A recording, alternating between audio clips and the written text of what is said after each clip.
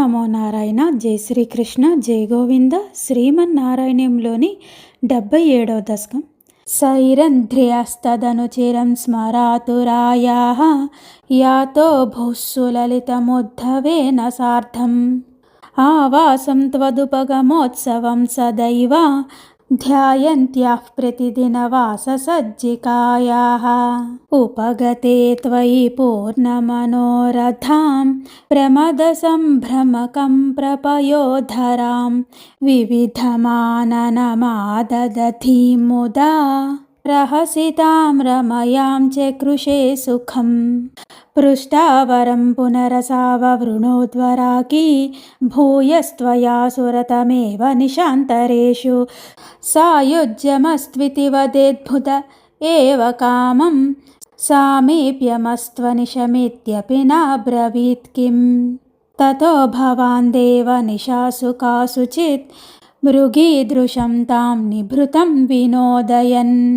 अदादुपश्लोक इति श्रुतं सुतं तनारदात् सात्वततन्त्रविद्बभौ अक्रूरमन्दिरमितोऽधबलोऽधवाभ्यां भ्यर्चितो बहुनुतो मुदितेन तेन येनं विसृज्य विपिनागतपाण्डवेया वृत्तं विवेदिथ तथा धृतराष्ट्रचेष्टां विघाता जामातुः परमसुहृदो भोजनृपतेः जरासन्धे रुन्धत्यनवधिरुषान्धे धमधुरां रथाद्यैर्द्योर्लब्धैः कतिपयबलस्त्वं बलयुतः त्रयोविंशत्यक्षौहिणी तदुपनीतं समहृदाः बद्धं बलादथ बलेन बलोत्तरं त्वं भूयो बलोद्यमरसेन मुमौचिथैनं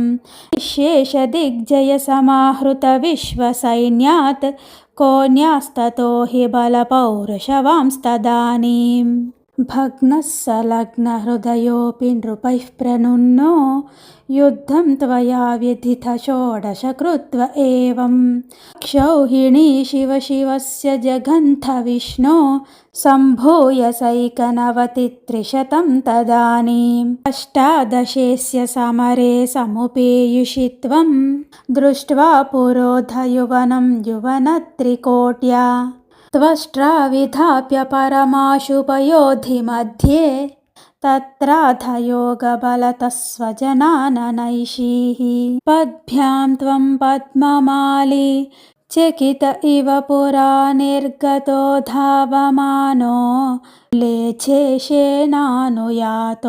वधुसुकृतविहीनेन शैलेन्यलैषीः सुप्तेनाङ्घ्र्याहतेन द्रुतमधमुचुकुन्देन भस्मीकृतेऽस्मिन् भूपायास्मै गुहान्ते सुललितवपुषा तस्थिषे भक्तिभाजे ऐक्ष्वाकोऽहं विरक्तोऽस्म्यखिलनृपसुखे त्वत्प्रसादैककाङ्क्षी हा देवेति स्तुवन्तं परविततिषुं तं निःस्पृहं वीक्ष्य हृष्यन् मुक्तेस्तुल्यां च भक्तिं धुतसकलमलां मोक्षमप्यासु दत्त्वा कार्यं हिंसा विशुद्ध्यै तव इति च तदा प्रार्थलोकप्रतीत्यै तदनु मधुरां गत्वा हत्वा च मों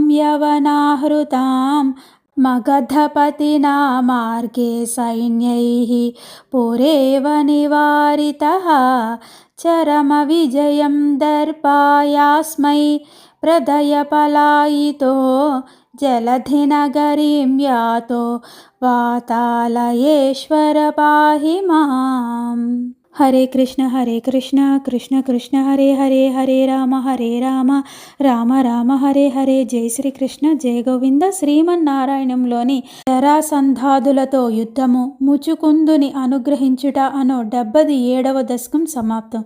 జై శ్రీకృష్ణ, జై గోవింద. ఓం నమో నారాయణ. జై శ్రీరామ్.